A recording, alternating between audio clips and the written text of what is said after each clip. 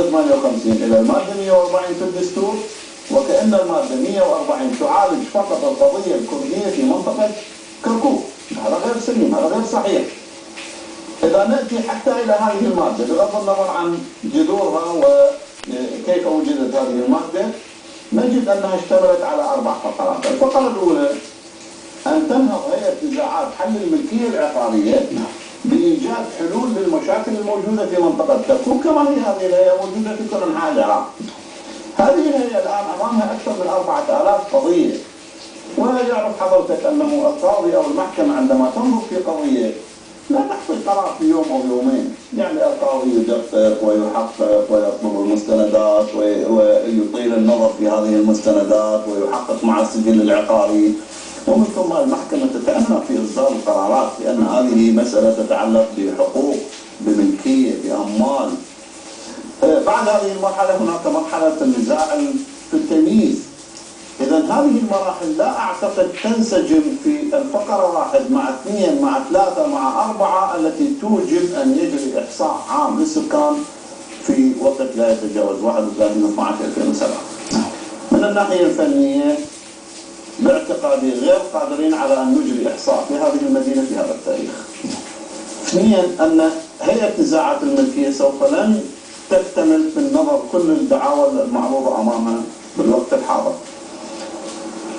3 أن هناك شكوك، يعني الموضوع ليس فقط هو موضوع كردي وأنا أحله في مدينة كركوك.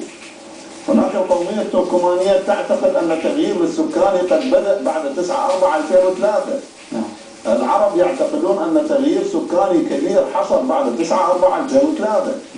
أن الأزيدية يعتقدون أن تغيير كبير حصل بعد 9/4/2003. أن الكلدان والآشوريين هم الآخرين يعتقدون بحصول. فإذا احنا لا يمكن أن نقبل صوت ونغض النظر عن الأصوات الأخرى، هذا ليس منطقي، ليس واقعي. 2 يعني أتمنى من الأخوة الكرد أن يعطون فسحة من المجد، يعني هم إن كانوا مظلومين سابقا فلا يتحولون إلى ظالمين. يعني هذا ليس من منطق الدنيا أنه أنت تتحول من مظلوم إلى ظالم. يعني أنت أن تبقى تنظر بعين الاحترام والتقدير لأخوك سواء كان تركماني أم عربي أم كلداني أم أزيدي أو ما إلى ذلك، وكل يأخذ به حقا. إذا هذه التجاذبات والآراء المتناقضة حول مدينة كركوك دعتني في فترة من الفترات إلى أن تعلن كركوك عاصمة صيفية للدولة العراقية، أو أن يعطى لها وضع خاص حتى في الدستور، أن تكون إقليم ولا تنضم لإقليم، أو أن تبقى محافظة غير منتظرة بإقليم تتمتع بالسلطات الإدارية والمالية الواسعة كما ورد ذلك في الدستور.